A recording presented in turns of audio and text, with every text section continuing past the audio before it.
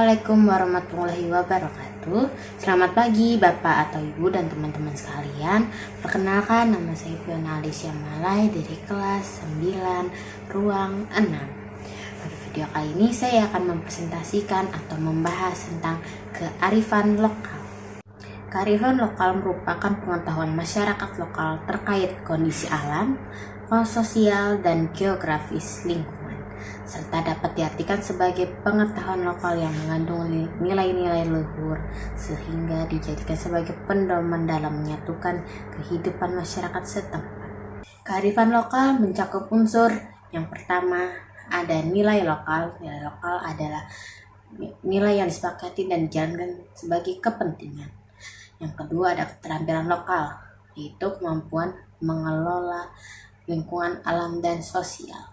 Yang ketiga ada pengetahuan lokal, merupakan ilmu yang diperoleh dari generasi sebelumnya.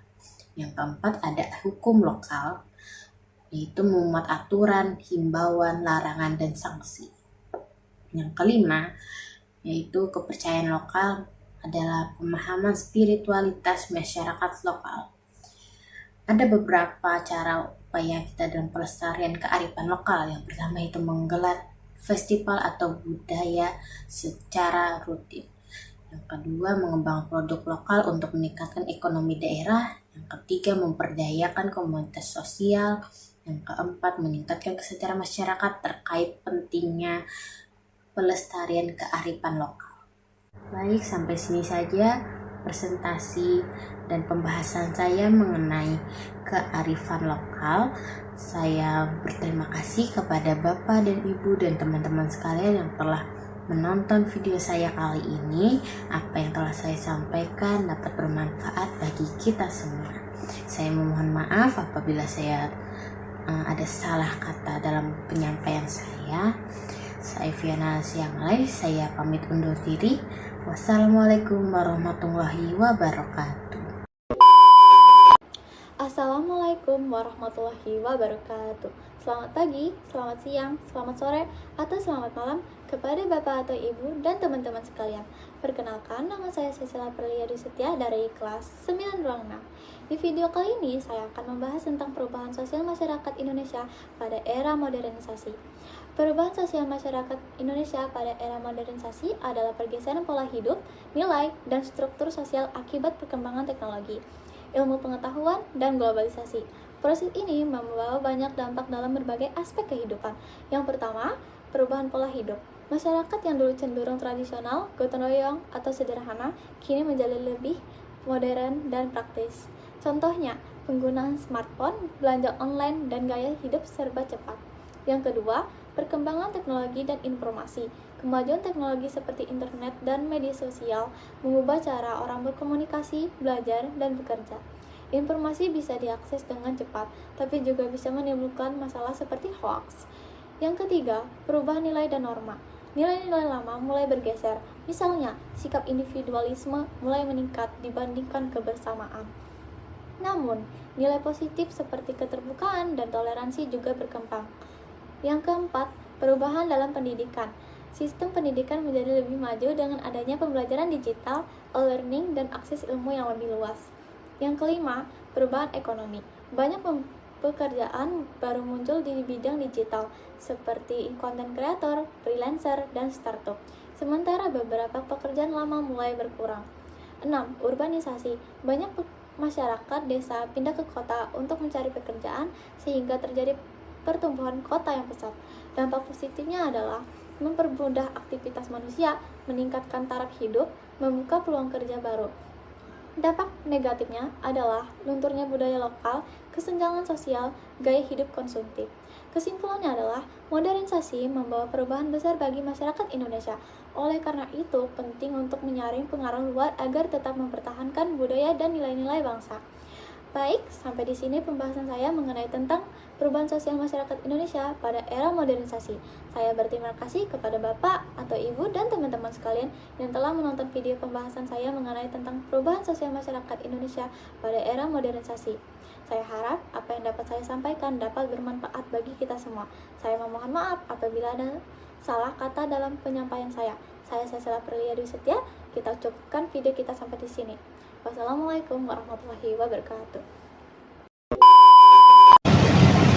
Assalamualaikum warahmatullahi wabarakatuh. Perkenalkan, nama saya Nafin Zaskia Putri dari kelas 9 Ruang 6. Pada kesempatan kali ini, saya akan menjelaskan tentang perubahan sosial dalam mata pelajaran Ilmu Pengetahuan Sosial. Perubahan sosial adalah perubahan yang terjadi dalam kehidupan masyarakat, baik dalam cara berpikir, sikap, maupun pola perilaku. Perubahan ini bisa terjadi karena berbagai faktor, seperti perkembangan teknologi, masuknya budaya baru, dan juga perubahan kondisi ekonomi. Contohnya, dulu orang berkomunikasi menggunakan surat, sedangkan sekarang lebih sering menggunakan media sosial. Perubahan sosial memiliki dampak positif, seperti mempermudah aktivitas manusia. Namun, juga bisa berdampak negatif jika tidak disikapi dengan bijak. Oleh karena itu, kita sebagai generasi muda harus mampu menyesuaikan diri dengan perubahan sosial yang terjadi, agar bisa memberikan manfaat bagi kehidupan. Sekian penjelasan dari saya. Terima kasih atas perhatiannya. Assalamualaikum warahmatullahi wabarakatuh. Assalamualaikum warahmatullahi wabarakatuh. Salam sejahtera untuk kita semua. Tabe salamat lingon lete, salam sahujud karenda malempang adil katalino bacuramin kasaruga basengat kajubata. Pada kesempatan kali ini saya akan membahas tentang potensi tantangan Indonesia menjadi negara maju. Kalau kita lihat, Indonesia sebenarnya banyak banget kelebihan. Sumber daya alamnya melimpah, jumlah penduduknya besar, dan letaknya juga strategis. Tetapi di balik itu semua ada beberapa tantangan yang masih harus kita hadapi agar Indonesia benar-benar menjadi negara maju. Yang pertama dari segi sumber daya manusia. Menurut saya, kualitas pendidikan di Indonesia masih belum merata. Masih ada daerah yang akses pendidikannya terbatas dan tidak semua lulusan memiliki keterampilan yang sesuai dengan kebutuhan dunia kerja. Hal ini membuat daya saing tenaga kerja Indonesia masih perlu ditingkatkan. Selain itu, ketimpangan ekonomi juga menjadi masalah. Pembangunan di Indonesia masih cenderung terpusat di wilayah tertentu, seperti Pulau Jawa. Sementara itu, di daerah lain masih tertinggal dari segi fasilitas maupun peluang kerja. Akibatnya, kesejahteraan masyarakat jadi tidak merata. Kemudian ada juga masalah korupsi dan birokrasi. Proses administrasi yang rumit dan praktik korupsi yang menghambat pembangunan, serta mengurangi kepercayaan investor.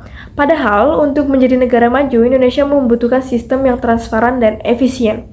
Kalau dilihat dari segi infrastruktur, memang sudah banyak perkembangan, tetapi di beberapa daerah akses jalan, transportasi, dan bahkan internet saja masih terbatas. Hal ini tentu saja menghambat aktivitas ekonomi dan perkembangan di daerah tersebut. Indonesia juga masih cukup bergantung pada sumber daya alam. Banyak hasil alam yang diekspor dalam bentuk mentah, bukan produk yang memiliki nilai tambah lebih tinggi. Padahal negara maju biasanya lebih mengandalkan industri dan teknologi. Di sisi lain, masalah ketenagakerjaan juga menjadi tantangan. Masih banyak masyarakat yang bekerja di sektor informal dengan penghasilan yang tidak stabil. Selain itu, perkembangan teknologi juga bisa mengurangi kebutuhan tenaga kerja di beberapa bidang. Tidak kalah penting, ada juga tantangan dari segi lingkungan.